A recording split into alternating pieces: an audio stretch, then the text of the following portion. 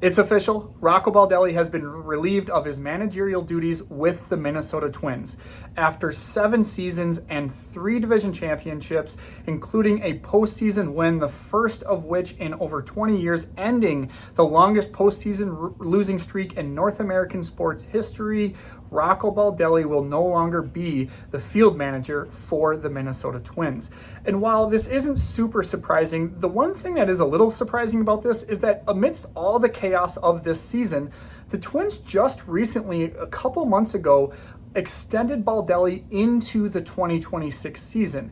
And while everything was falling apart around him, that seemed to deliver a message, whether it be from Falvey or the poll ads, that despite everything going on, we believe in Rocco Baldelli.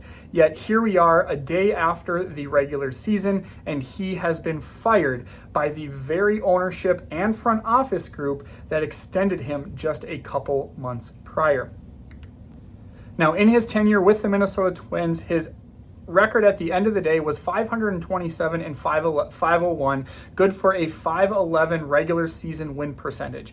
Again, that includes an historic 2019 season that this organization and really Major League Baseball has never seen before, that led to a division title. Following that was the 2020 COVID shortened season. Dealing with all the things related to COVID, the Twins were managed to another division title. Now, of course, those were met with postseason sweeps that continued that losing streak. But then in 2023, Rocco Baldelli managed the Twins to his 3rd division title, and in which saw a 2-1 wild card series win over the Toronto Blue Jays, and then a fairly competitive ALDS against the Houston Astros.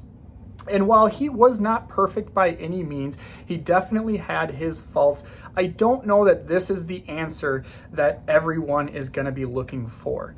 At the end of the day, I believe, and I don't have any inside information, but I believe that Falvey is going to get a guy that aligns with his views.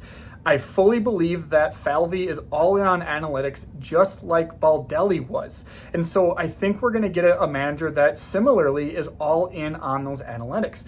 Now, maybe part of the problem, and we saw this at the end of last season, and then maybe parts of this season too, is the clubhouse culture maybe needed to be changed. Maybe there needed to be a change of voice. And at the end of the day, they always say you can't fire the players, so you fire the manager. And that is ultimately what happened.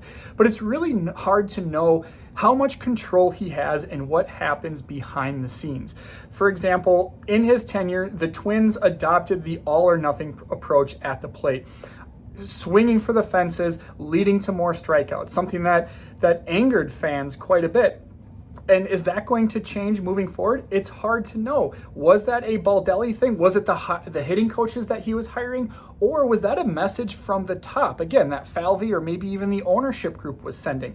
Is that something that we are going to continue to see as long as Derek Falvey and other members of the front office are still at the helm? That remains to be seen. Another common complaint from Twins fans was his starting pitcher usage, especially early on in his tenure. And I was a pretty big advocate that was largely a misnomer relative to the rest of the league. Now, if you want to go back and compare it to the 90s and 80s, you can do that, but you're comparing apples to oranges.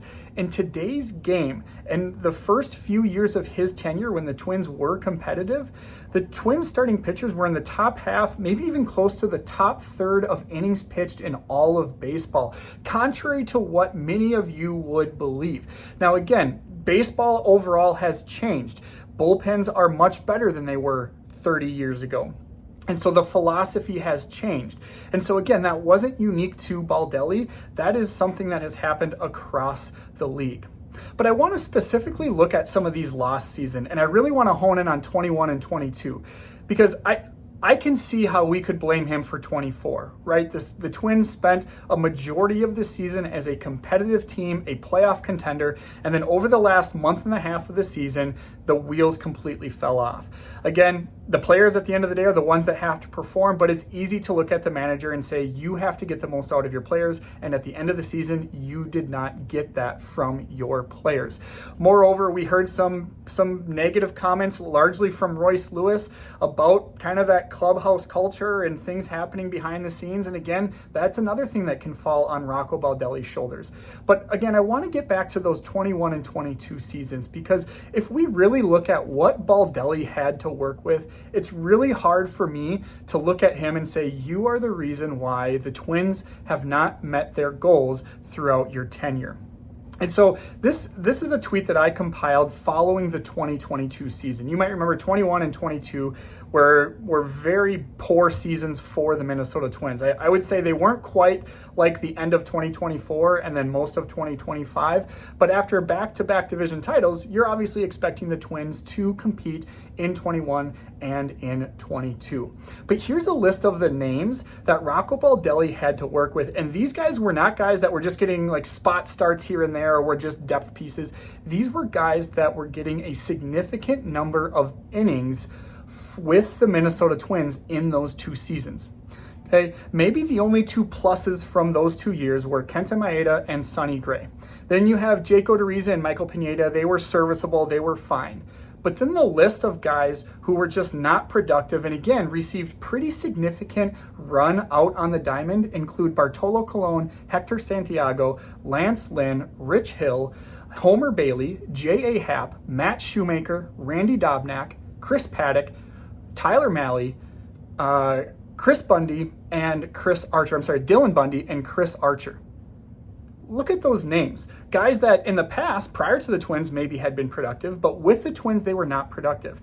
And if you need even more of evidence as to why maybe this isn't on Rocco Baldelli, other than maybe Sonny Gray, I would encourage you to go look at the numbers of those players after they left the Minnesota Twins. Some of those players never made it to a major league field again after they were with the Twins. Most, maybe even all of those players, other than maybe Kenta Maeda, were never even productive for another major league team following their tenure with the Twins. And so again, it's really hard for me to look at Rocco Baldelli after listing that list of players, and those were just pitchers.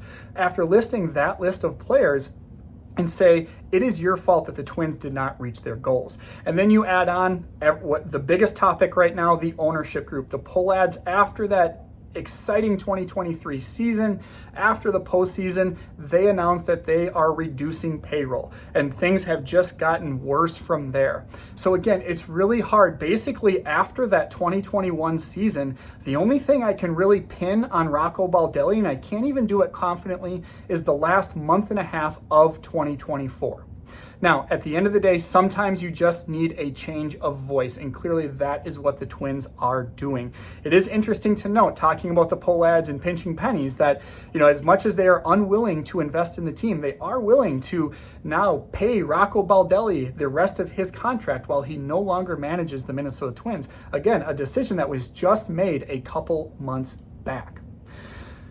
Big news of the day, Rocco Baldelli was fired. This is definitely going to generate a lot of buzz, a lot of conversation on whether he should or should not have been. Based on what I've seen on Twins Daily and Twins Twitter and all the other social media platforms, many of you thought that this was a long time coming. But again, I push you to reconsider, and I push you to name candidates who you know will be better and will do things differently. Because again, I really think that this comes from the top, whether it's the poll ads or the front office and Derek Falvey. I think this is a very analytic, forward-thinking group. And so I think we're going to get a similar type of manager moving forward.